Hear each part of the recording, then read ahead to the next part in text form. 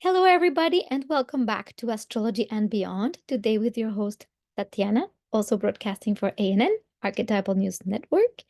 And today, I'm going to bring you the astro weather for the second half of February. As of today, February 16th, I was a little bit busy before, so I couldn't post a video before, but thank you for your patience. And please feel free to subscribe, like, tap the bell. All of that helps the channel to grow. And if you haven't seen my offerings of 50% discount on the relationship readings, that's what I'm offering throughout the month of February. So please check it out. It's in the link. It's in the description box below. Blah, blah, blah, blah. So coming on to now what we're going to talk today, talk about today, which is well, there is some intensity still, as usual, with I titled this video Passion Unleashed, and there seems to be two major energetic influences throughout the month, this second half of February that we might want to be aware of. Um, Something that I definitely feel sometimes is important to always take into consideration is that major transits like the Pluto transits, Uranian transits, transpersonal transits, these are such big energies that we might not necessarily feel them super present and like, oh, today this happened to me. It's exact. It's more like this generalized feelings or archetypal flows. And when a transpersonal planet makes an aspect to a personal planet in your chart, then these energies might be very prominent. So for whom is this going to be really, really impactful this month? Obviously, anybody with Aquarius planets or you see this stellium that is active in the first this first few days until the sun enters in Pisces. Well, it's still a very, very big stellium, and this Aquarian energy is huge. And both Venus, Pluto, and Mars are conjunct. And at the degree, like at the 0 degree where the Saturn-Jupiter conjunction took place, that kind of launched this massive era of rapid advancement and in signs of air, meaning all the intangible is the air, is the quantum, it flies fast, is aviation, is up there, it's the UFOs, is waves, is Aquarian in essence, all of this. So if you have a stellium in Aquarius, not a stellium, sorry, any planets or angles in Aquarius, pay attention to how your life might be transforming really rapidly. Also, you might be feeling intensity if you have any planets in Leo, in Scorpio, or Taurus, because this energies might be felt more like a crisis or something moving you forward that you have to break free from. And for some, it might feel super exciting. Don't get me wrong. The cool thing about astrology is like it depends on the lens with which we see things. And I always encourage people to see life through the best lens you can possibly see it is. See the blessing in absolutely everything, even in things that might seem like a crisis, like having to effect changes, like frustrating moments. And I will give you plenty of examples of this because it happened to me. Even when I think, no, this will not get to me, it somehow always does.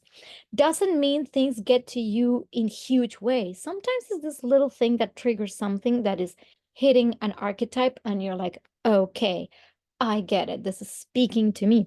So again, if you have any planets placements in Aquarius, that's probably going to be really big. Now, let's discuss a little bit of the Aquarian paradigm, especially for those of you who are more new to astrology and want to really understand this. So this is a few themes that I've pulled for the Aquarian paradigm. I have to move myself again or make myself really little. There I am. Okay, so a few topics. So first of all, like, I like to introduce these images that I made pre-AI, really fast-made images when we could still just think about it and create it. But anyway, I always say this with um, some kind of sadness, I gotta admit. There's a little bit of excitement and sadness at the same time. Anyway, uh, it's like the sign that encompasses the the humanitarian, the collective interweaving that also goes beyond our small understanding of our place in the cosmos. So when this energy hits us, there's going to be this expansion. And right now, there might be a lot of things moving really fast in these areas. And you just have to look at the news. And I mean, the news, I don't necessarily look at news, but I do follow certain technological advancements and certain channels on YouTube that keep me up to speed on all that's happening in innovation and technology. And it's like, wow, we're in for a wild, wild ride. And I think we're just in for it. So, a few themes back to us: innovation and originality. So throughout this time, you might either feel that there's so many new things coming up, original thinking, a lot of new things that we've never seen before.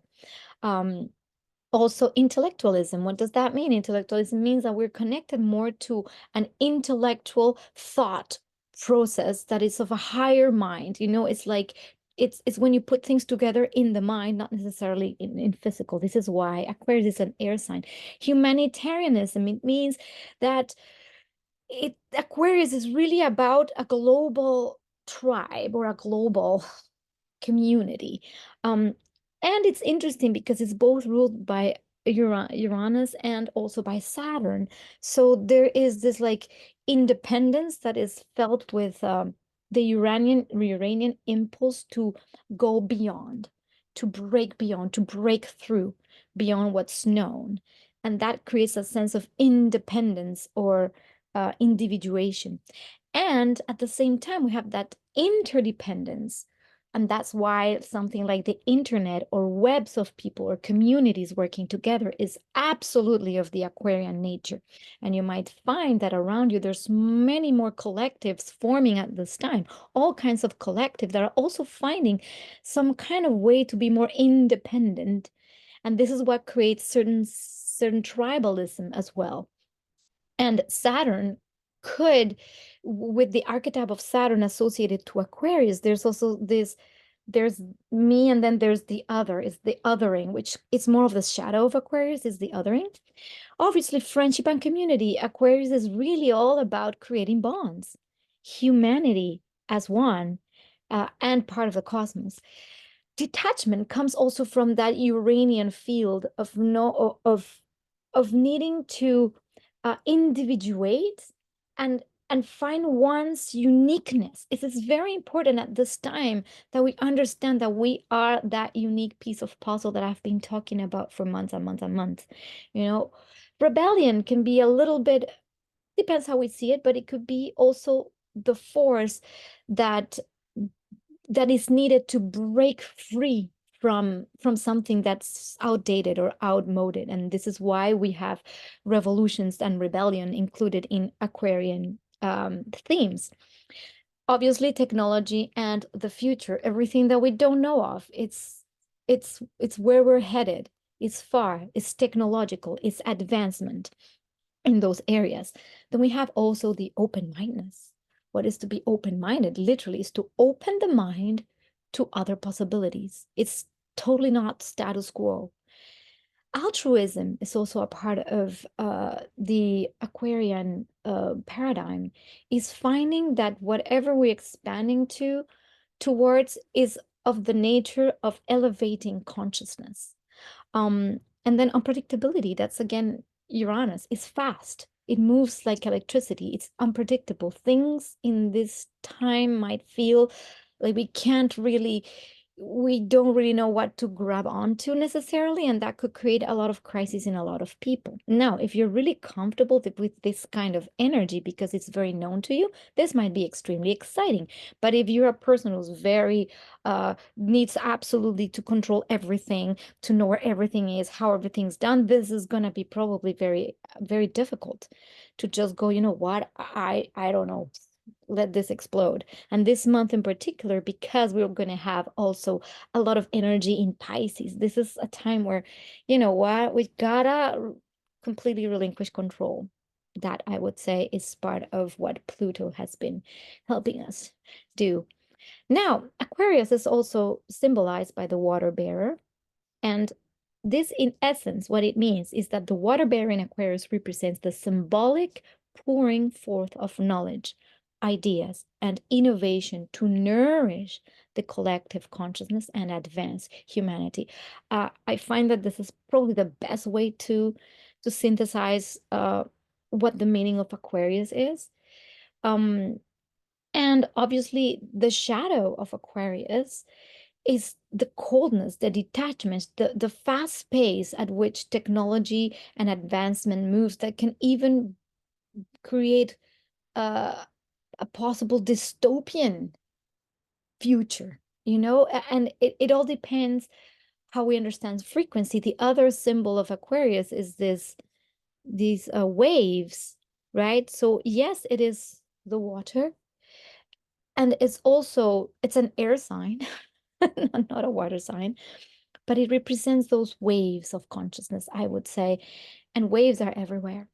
So with this understanding, and again, this is basic, and if you want more in-depth understanding of Aquarius, there's a video in my segment of videos called the playlist called educational videos. I have some simple videos with more elaborate specifics about this archetype, but this is why this is so important. If you have been feeling that everything's moving really very fast, that there's things that you cannot comprehend that are just happening around you, or you hear of things that are exciting and also scary, uh, you know what, just buckle up and trust your intuition and align with whatever your mind and your presence and your connection to self allows you to be most at peace with. This means we're in alignment.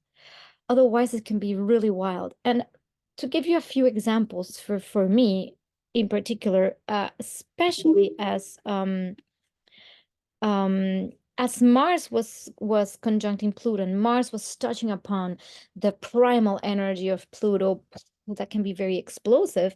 Like I said, not everybody feels it in a big way, but I can tell you a little thing that I thought for me, oh, it's never gonna touch me, you know, I've got this, my life's great, or something like that. And then the one little thing happens that brought this anger up. So I'm going to tell you the little story so you can understand that it could be very little things, but that can have a huge effect if we know how to work with these energies within us and not just explode, project, and do something. Not that it's easy, but here it goes. So what happened uh, was that I went to this to support something for the farmers here where I live in British Columbia, and just as a supporter for farmland. And to me, what is very important is that we understand our relationship to nature, our relationship to food is part of this paradigm shift. Is also going back to how we relate, how we nourish our bodies, how we are, what we eat, what we consume, what we think. That's what makes us. And the water we drink, like it's so important. And so things aside, this can get a little bit political, and I don't want to get into politics or points of view, because for me, the point of view is what supports humanity, what supports consciousness, and what what is the most logical natural laws is about natural law. Look at nature, see nature, how does nature behave? Be with the cycles of nature. So back to farmers.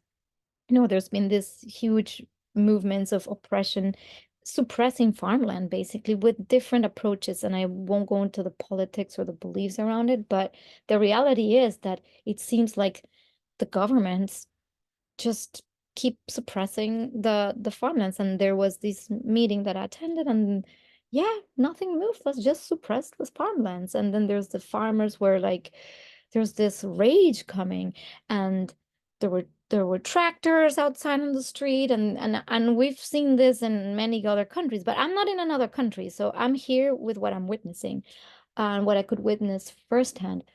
But most important, it was what I witnessed inside of me. That's what got to me. And that was when Mars was just conjuncting Pluto and moving through it. And I usually don't express anger much. I'm a very calm person. I'm of a calm demeanor.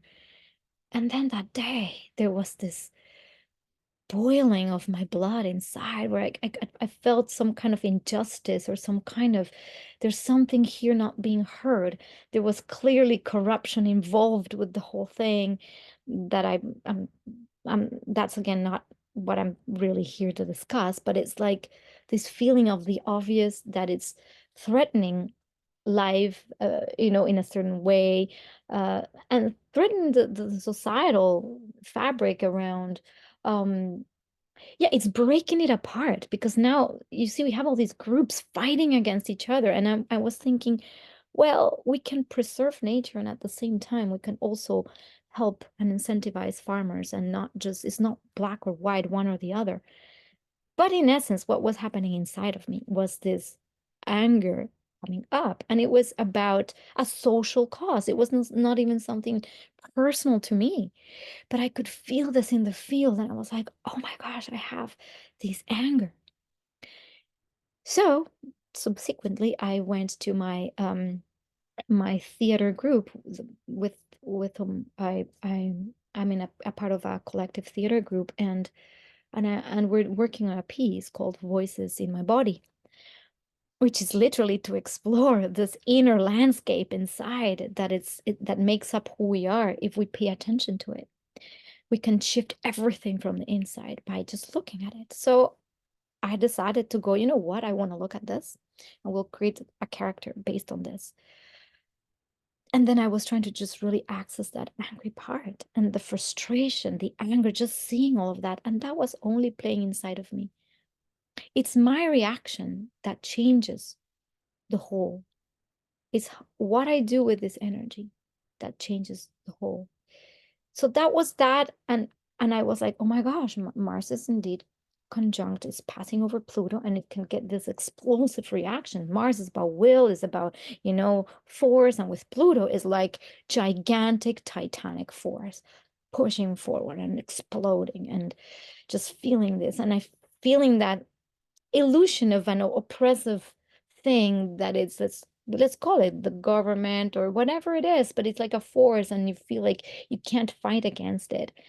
And that's what steers the revolutionary impulses when there seems to be some kind of unfairness or some kind of disregard for certain causes, and not trying to find really equality and balance, but when there are inequalities or corruption, and then there's this like massive thing that comes up.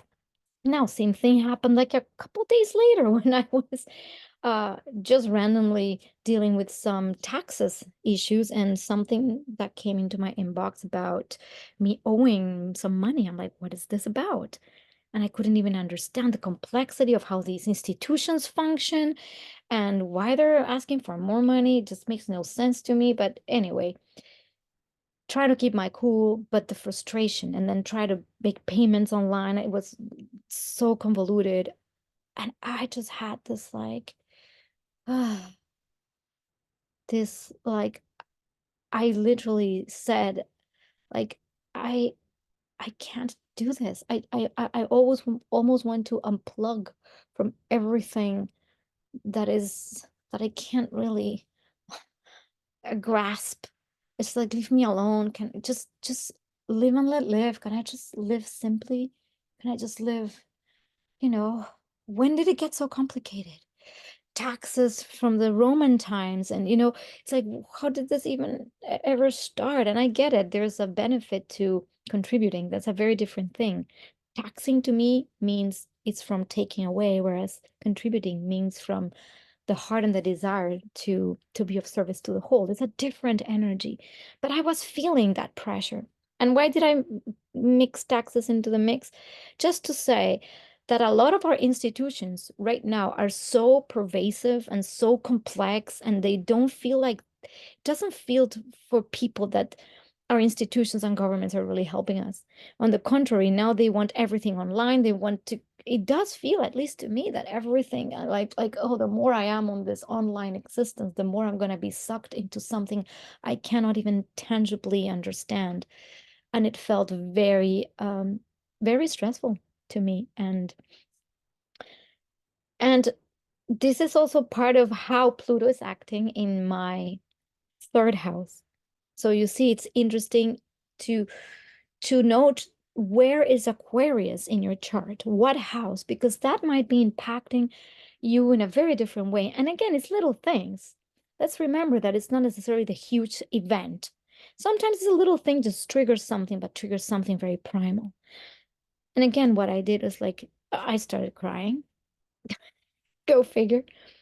And then I thought, okay, if I have the awareness and the consciousness of this being in me, how am I going to shift this?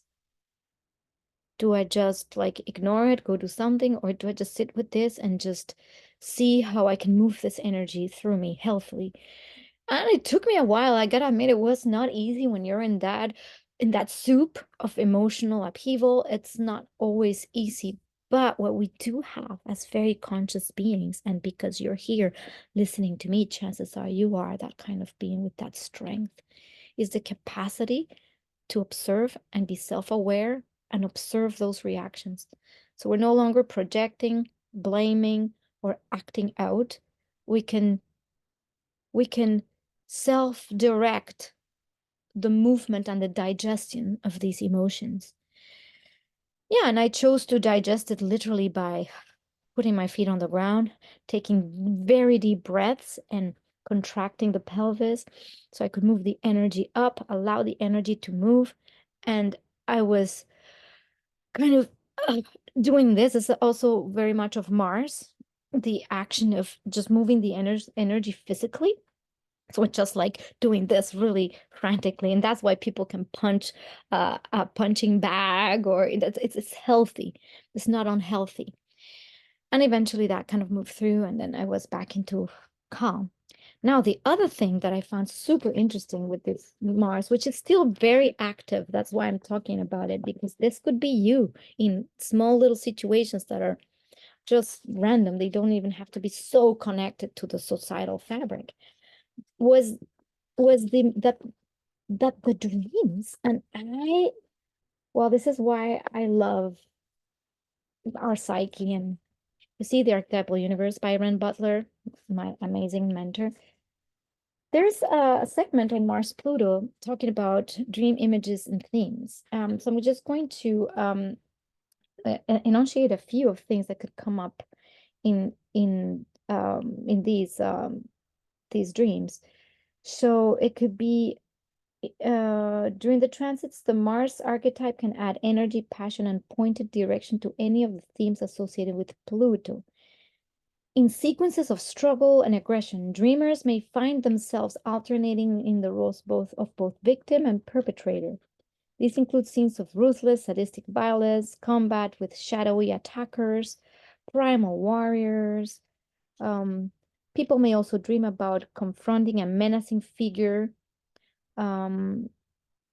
Less severe depictions include macho dudes horsing around, running rough roughshod, or driving willfully. Okay, so I'm going to stop here at the driving willfully, because that night I had this dream of like three military vans just entering my home and just just destroying the gate, and they were from like some government agency or something.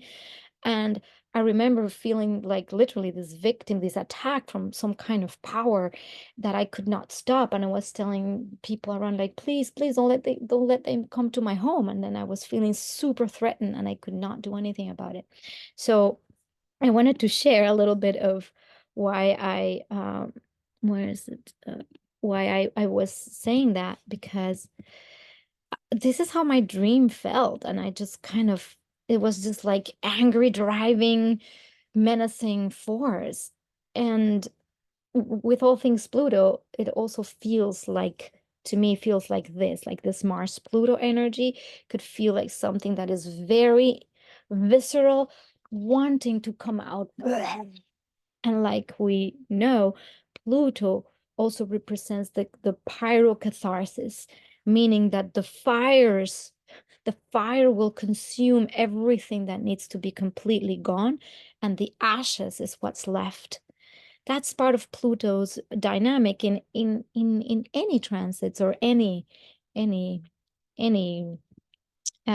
influence to any personal planets, angles, or even as a major entrance. So what we're experiencing is these major cathartic, um, uh, or let's say societal shifts that are bringing these passions, these shadowy forces into the forefront. And needless to say, how war is just amping up in the Middle East, and there's all these conflicts, and there's more and more, and there's disruptions, and all this energy, all it wants is just to do what the dragons do and spew it out so it can be seen, recognized, burned down, and hopefully through that process of acknowledging, it can settle into something new.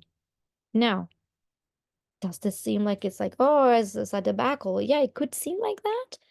And at the same time, like I said, I just told you a little story about how it presented in myself. It's a little thing, triggers something very primal that is linked to something bigger, much bigger. And what do? I have a choice.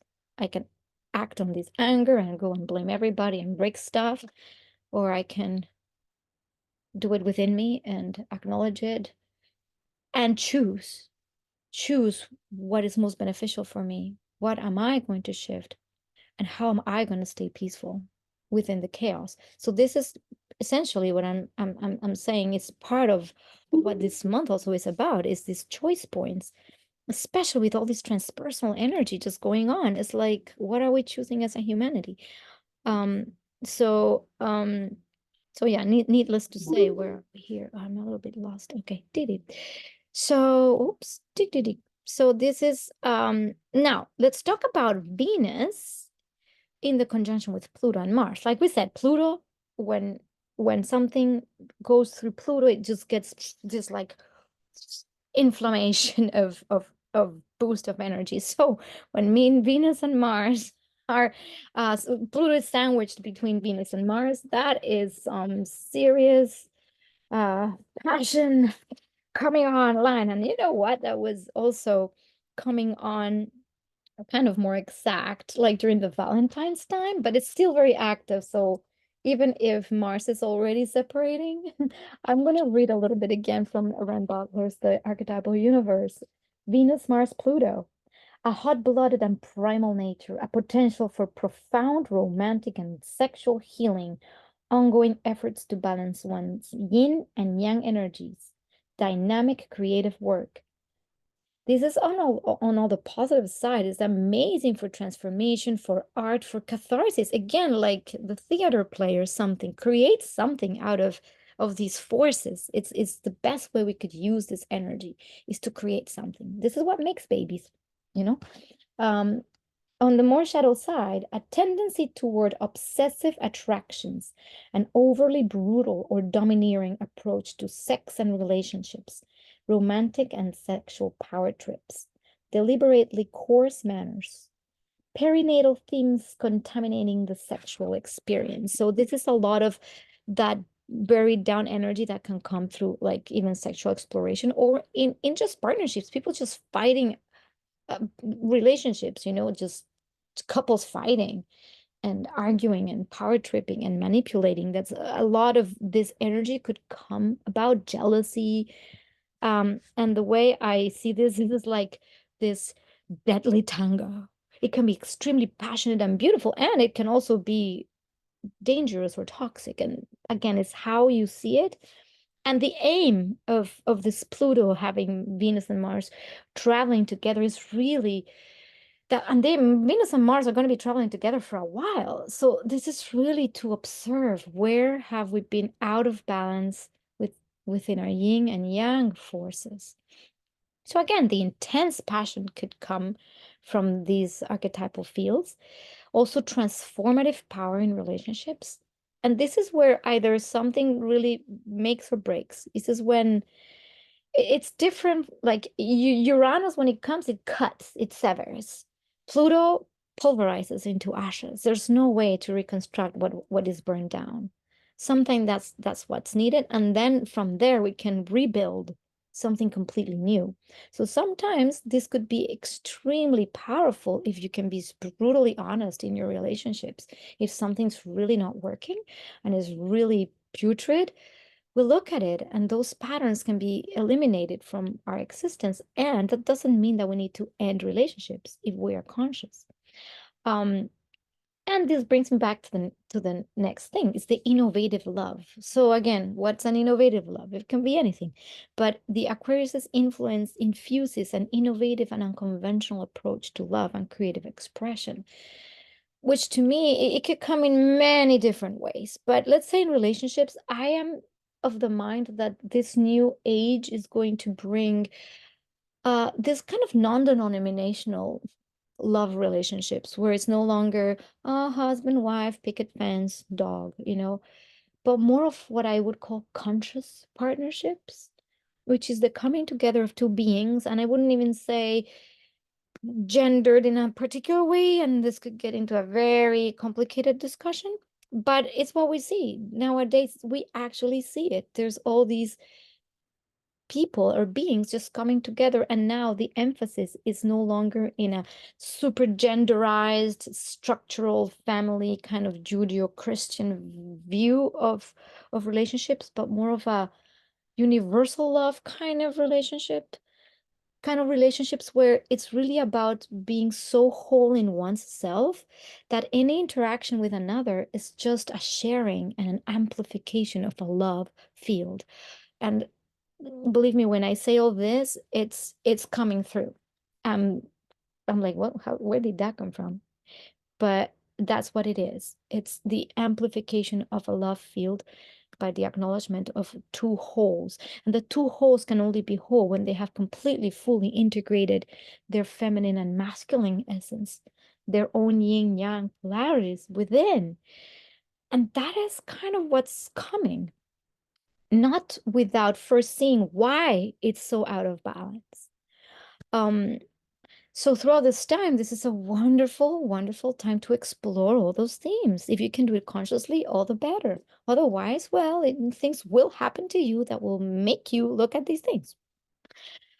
So deep emotional connections. This is also a time when there's a potential for intense emotional connections and a profound exploration of desires, taboo issues, things that, values, and any of those themes in relationships. Um, that's part of that energy. Power dynamics is what I was talking about more of with this deadly tangle. So Pluto's presence may also highlight power dynamics within relationships, requiring a balance between personal autonomy and shared values. And why am I saying that? Because in Aquarius, the autonomy is really important, feeling that you are one whole being, that you're not a codependent being. So what happens when these power dynamics usually arise when there are deep, deep codependencies where people are like trying to they have a hole or a lack and they try to fill it by overpowering or attaching or over attaching to somebody else or expecting them to be their all be everything for them. And thus that's where jealousy comes from, possession, like all those shadow qualities might come up to the surface during this time. All just to reveal how we could probably do relationships different. Again, it's also people coming out of closets of different sorts. It's people expressing love in a very unconventional way. So you might find all of this spectrum. And again, I would recommend you look at where your Aquarius house is in, because this is not necessarily all just in relationship, like a personal relationship. There could be some aspects of that in your personal relationships, but it could also be having to do with other types of associations, because Aquarius is also this fabric of society. So it's not just the interpersonal relationships, it could be other types of relationships that reveal these things within you. So again, it's not cookie cutter, but if any of this is showing up for you, and I would love to hear, or like if you can write in the comments, if any of this is going on for you in any capacity, that will be amazing to see how, when we share our stories, how these things really move through, and it informs the validity of these archetypes.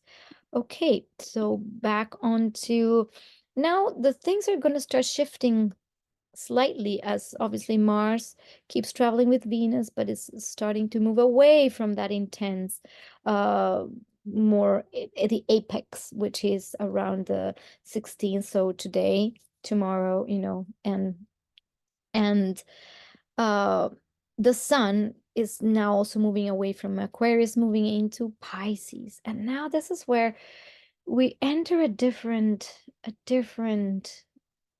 feeling or field. And all of this is happening simultaneously. So it's not just like is one thing or another thing. It's all kind of together. And I will also talk about Chiron conjuncting the North Node, which I talked about a little bit last time. But that's also very important to take into consideration this individuation process that can be very painful, to dislodge oneself, to individuate oneself.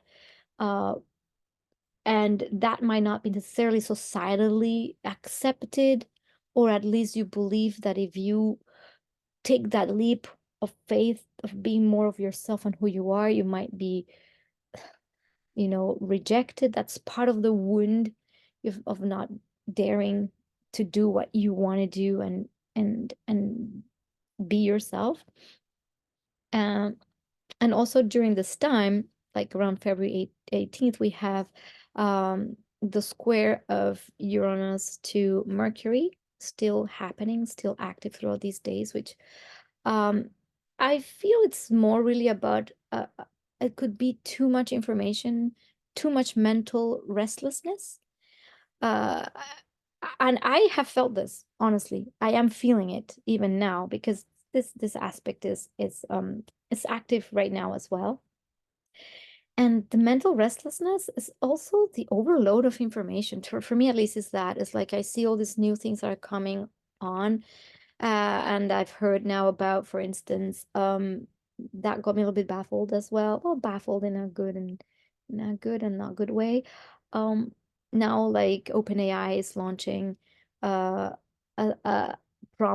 text prompt to video that can make 60 seconds. It's still in beta testing.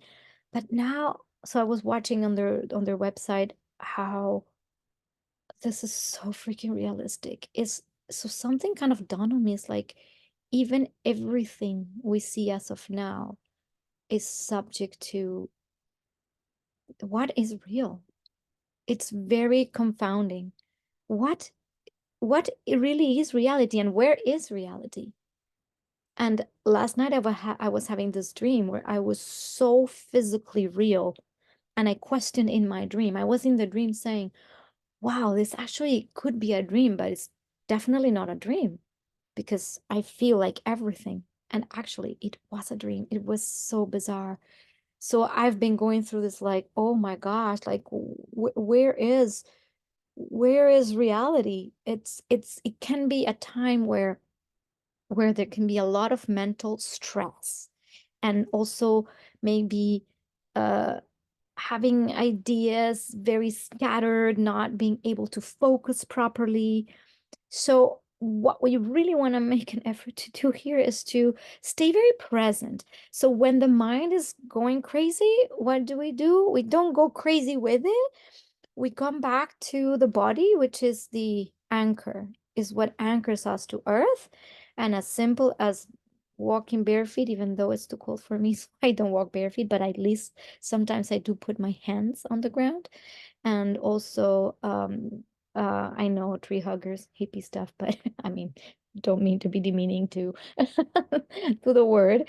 But that's stereotypical, but I do that. I would hug a tree and focus on anchoring my energy down on the ground. Basically, grounding is essential when the mind goes a little bit crazy, because you could feel even some kind of paranoia. At least I've have felt some of it, for sure, in to a certain degree, uh, through the collective field of consciousness that I'm really very connected to. So Pisces. Now, into the Piscean realms, this is now the next energy that's going to be blending with the Aquarian energy. It's this energy of the cosmic dissolution, where everything seems kind of intangible, and there's no up, there's no down, it's this ocean, literally, where we need to trust that we're always being guided, and that it's peaceful and divine in essence, and it dissolves everything. So in Pisces, it's really all about flowing with what needs to flow, and not trying to control, not trying to understand. Because sometimes when we try to understand, that's when we burn out, and we can go crazy. It's so difficult to understand what's beyond. It's so big. So my 2 cents is, don't try to understand it all at this moment. It will make sense. It will fall into place. Uh, things will start making more sense when we also take responsibility of our own energy and take ownership. So that's a little bit of the Piscean flow. Now, at the same time, we're having, like I said, the Chiron conjunct the North Node in Aries. So this is also a great time for healing the identity wounds, embracing authenticity. So who are you at the core? It's the path to self-discovery and having courageous self-assertion. Like, really own yourself. And it's a time to find alignment with a life path. You have probably been shown multiple times that you're not in alignment, that you're not in alignment, that you're not in alignment. And it might feel more uncomfortable and more uncomfortable and more uncomfortable. But then something always points you back to the path. And when you feel like I have to assert myself and you actually do it, it feels great. And then suddenly, zoom, everything opens up. So this is really crucial. This is key. If you are already feeling really empowered into your being, knowing where you're walking, knowing, or at least having a strong sense of your soul's identity, this is great. But if you don't, and you're still having to navigate this difficulty and this pain of still not being able to say, this is who I am, this is what I'm doing, and I don't care what people think about, well, this might bring up situations that also reveal this to you. So just keep observing. So all about observing. The astrology doesn't tell you, dictate anything. It just gives you opportunities to observe and evolve, or not, right? So coming into now finally the entry of Mercury in Pisces, and coming up soon towards the full moon in Virgo, this is where we're going to have also this opportunity to almost think with our senses, because that's Mercury in Pisces, is the feeling and the sensing more than the thinking or the analyzing. And that might be kind of difficult for especially Virgo people, or people that have like Saturn, Mercury aspects that are very strong, because trying to explain or to put form into the inexplicable, it's not that easy. We just need to kind of go, okay, What am I perceiving? Now, the good news is that this this kind of loose conjunction where the sun is at the midpoint of Mercury and Saturn helps with navigating those unknowns, those things that those feelings, those sensations, and then putting them more into a practical existence. What I mean with that, and this is where this is kind of all kind of happening towards the full moon in Virgo. So I'm gonna go kind of head on to this one because there's just a few elements to mention about this kind of energy that's culminating there. So we talked about Mars, Venus, and the Pluto. So all of that's still there. Now the Mercury, Sun, Saturn in Pisces. And in the full moon, obviously, this will be opposing the Virgo full moon. So to understand this Virgo full moon, and let me just go back a little bit, we will also be having a square to this thing that we've been discussing about the relationship, the dynamics, the newness. And in the full moon, there's going to be some of these themes. So the themes that are coming up with Mercury, Sun, and Saturn are so balancing, discipline, and communication. So it's a harmonious blending of disciplined thought. So what are our thoughts? So that's Mercury. And the structure authority, Saturn, within the realm of Piscean intuition and creativity. So basically, it's how do you structure thought, and how do we structure the non-tangible, the abstract? And Virgo, in this depiction I made, this is this abstraction.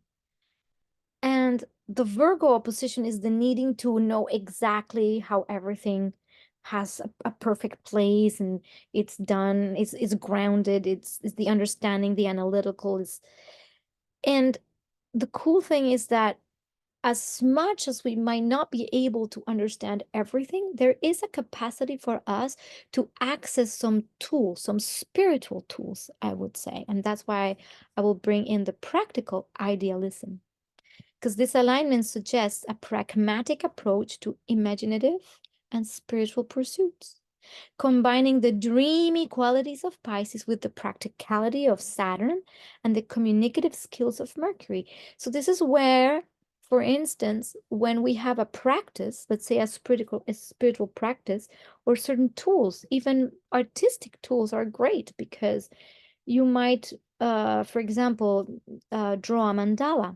I host mandala workshops, and this is literally putting into form something. You trust that your pen and pencil and colors, by giving it a structure, will reveal something that is of a more abstract nature. But this practical idealism or practical spirituality is what essentially will give us, and throughout Saturn's movement through Pisces, this is kind of what is going to be more asking of us, is that we align with those natural tools we have that are all in our human, it's in our bones. It's the capacity to bring art, awareness, bring something into form that has no form, and use some of those tools. That's why I say maybe if you don't know how to draw a mandala, then maybe just buy a little coloring book and just color one in, you know? You don't know what these practical things and this discipline, or even sitting your 5 minutes of meditation, visualizing that you're a big sun and light, how much these things really impact the collective. And then you might also get messages and information from the beyond when you take the time to go into this connection. You might get just a message, an impulse, something, and then you just do it, say it, be it. So that's part of it. And then focused expression might be another way of looking at this, with effective ways of expressing ideas and insights. integrating both the wisdom of experience, which comes from Saturn, and the fluidity of intuitive communication, which is the Piscean realm. So all of this is all around the same theme. So these are themes that will come up during this full moon in Virgo. So I definitely encourage you not to try and understand everything, but the opposite. Try to be open to what comes and maybe do some automatic writing, automatic drawing. If you feel there's a message that comes, just let it come. Don't try to block it or analyze it, because that's the Virgo mind. Allow things to show you the way, basically. That's what I'm saying. Now, we have this square happening between the Venus, Mars, balancing act of the yin and the yang, of the will versus the attractivity concept. And we have Jupiter is opposing, it's squaring Jupiter. So, like all things Jupiter, Jupiter is not ever really bad because it's called in ancient astrology, it's a benefic, right? Because it brings a lot of expansion and if anything, luck and understanding. It's a very whenever Jupiter comes into contact with anything, what it could bring is just maybe too much of something. And that's where excesses like Dionysian excesses can get overboard, like hedonistic overdoing and then splurging and gambling, that energy of too much can sometimes not be necessarily that good. Temperance is of the essence when we have these things happening. So if you are, for instance, involved in a new relationship or something, it's going like a million miles an hour, like maybe a little bit temperance, for example. That's one example. If you're just having I don't know what else. Well, I'll get more ideas as they come. But let's say this aspect can also bring harmony in unconventionality. So it's the blend of feminine and masculine energies that come from Mars and Venus, particularly favoring non-traditional forward-thinking expressions of love and desire. So what this means is that we could see at this time a lot of people may be showing maybe their identity in a way that it's not necessarily what we're used to. This could be something like the queer or the LGBTQ movements and things like that, having more expansion, but maybe sometimes in a way that it's way too forward. It could be that. Or conversely, it can bring courage to people that are wanting to assert a different way of existing in love and relationship. So again, it could bring some kind of you know I can do this. The thing is, it's important to measure it, not to break bridges or shock. Okay, that's the word, not shock too much if that's the case. Because when there's shock, there could be just too much, too soon, too quick. Maybe just take it a little bit easier, temperance. So if this is your desire, go with it, but temperance, right? There's a desire for growth as well. There's shared desire for growth, especially in partnerships, abundance and stability in both relationships and creative endeavors. This is, again, it's a very positive aspect. Now, there's something interesting when we have overabundance, which is great. Sometimes there tends to be splurging or not really giving it its true value. Because let's say, for example, and I'm going to give you a little example here. Well, we have so many apples that, whatever, if some rot over there, we don't care. But at the same time, there might be people starving. I don't know. I'm just giving an example that's maybe completely out of context, but that's kind of part of Jupiter expanding in Taurus. It's also having the awareness of still valuing what we have and and see things grow with measure. That's what I have to say.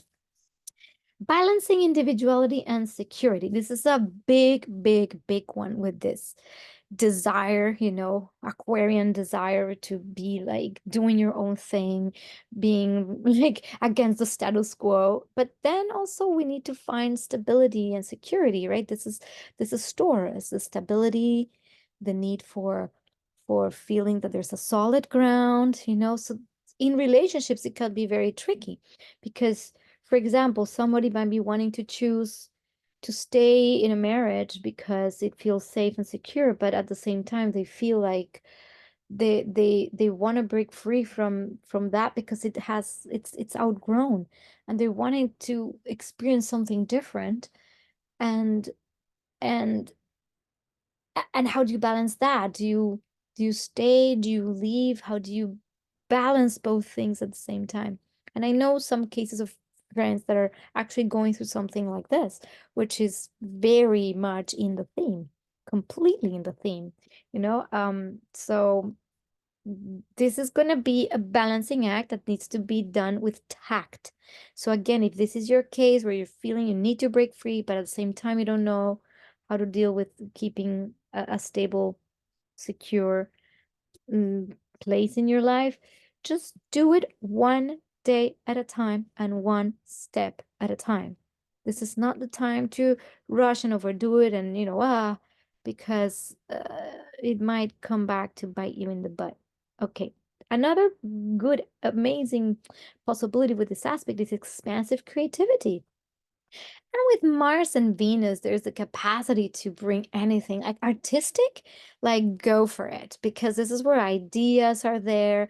You might be able to have a lot of energy to do that. Like even think of things you've never thought before. Just do it. Just try the avant-garde stuff. It's great. It's a potential for expansive and fruitful creative collaborations. Obviously, in Aquarius is all about collaborating with others, no? But it may require addressing any conflicts related to differing values. So this is where, yes, let's expand this project, or we're all working together, but I don't know, two people want it this way and two people want it that way. And then that could create conflict because again, we're still under this influence of conflictual energy. So instead of creating conflict, how can we come to a good middle? Maybe moving slower is the key, not trying to advance too fast. And then exploration of values. So the square with Jupiter encourages a deeper exploration of values within relationships, challenging conventional norms and fostering a more expansive and inclusive perspective. So, what could this mean? The same thing, that maybe some things that you thought to be, for example, well, this is a great example. People considering opening a marriage to an open relate to open up.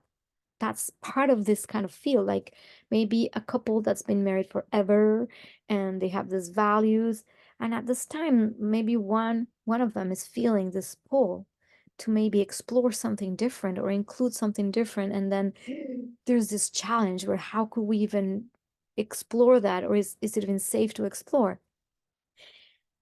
Now, this brings me to a movie documentary I saw the other day that was very interesting about this community in Portugal called Tamara, which is this particular community is based on Eros as the principle of all life giving, which is love that's inherent in everything. So it's not necessarily just sexual and people going one with the other and the other. It's not about that. It's about the love principle that moves through everything and that can be shared with everything. So everybody sharing love, does like free love or shared love, is in essence the capacity to move through that field of love that activates in the heart and reach a flower and feel and connect with the flower, or reach a tree, or reach the water, or reach one person, or reach another person, or reach a cat. Like that's the unifying principle of this way of existing and living. So I think it was very on point to watch this documentary. I had watched it before, just because these kinds of existences and paradigm shifts are gonna be just happening. That's just what this kind of elevation in consciousness does. And we could see, oh, we could say this is like completely, oh, this is promiscuity, what a terrible sin. But in reality, when we evolve in consciousness, we might see love in a very, very, very different way. That love is not about possessing, that love is not about just the couple as the status quo or the center of the family. This doesn't mean that people need to go around like having sex with everybody. And I'm not necessarily saying that. I'm just saying that the nature of how we're going to be expanding in how we share love and our connections, it's going to start changing in a lot of people, and that could be extremely challenging for some people, this shift in paradigm. But I think we're going to just have to start accepting it, accepting that these different kinds of love and expressions of love are part of what's going to be coming in this new age, or this new era, this age of Aquarius that is just entering with a kind of a big bang, big bang boom. Um, and for 2000 years only, right? So this is just a little beginnings, but as we feel this like communities coming together, things starting getting more interconnected, things getting started more like connected to the ETs and out there, and new discoveries in technology, that then there's that new telescope that's being built that's going to see even further than which one was the one that was the, I forgot the name. Well, blah, blah, blah. I forgot the name. The one that was launched not long ago, that brought those beautiful images of galaxies and nebulas, and so the Weber telescope. So that one, so they're building an even more powerful one. So as we explore more out there, there's also the capacity to interrelate to bigger and further reaches of the universe. And also the universe, as like as above so below, means that this universe outside can also expand inside. So as you go inside, there is also an expansion that occurs towards the micro, towards the quantum, towards those particles that are in essence the universe themselves. So if we can become masters of that, we can become masters of the macro. And this is essentially the teachings that are going to be coming, flooding our consciousness more and more and more and more. And the way I'm just relaying this information, it's part of that field. I don't know exactly why I know all these things, how I know them, and how I connect to information. But if I let it flows to you. And that's how we evolve our consciousness. And ultimately, for me, personally, my personal opinion, is really about how can we live as peaceful and harmonious lives as we can possibly live. What is our spiritual, like Pam Gregory said it. I love Pam Gregory, by the way. She's amazing. She said something about that's our spiritual not contribution, but duty almost, with the Saturn in Pisces, is to know, well, what is my responsibility spiritually towards this world, towards the healing of the world. And this is what we're coming into. So yes, with no further ado, I will be leaving you here, and just with many blessings, and hopefully this video gave you some insight into the nature of this next 2 weeks, what to expect and how to work with these energies, so that you're not like caught off guard, especially if there are things in the world that seem like they're moving too fast and you cannot process. Just remember, one thing at a time, one day at a time, and keep centering in your being, as above so below, and as within, so without. And I love you. Many blessings. Please feel free, like, subscribe, blah, blah, blah, all the rest. I love you, and I'll see you in the next video.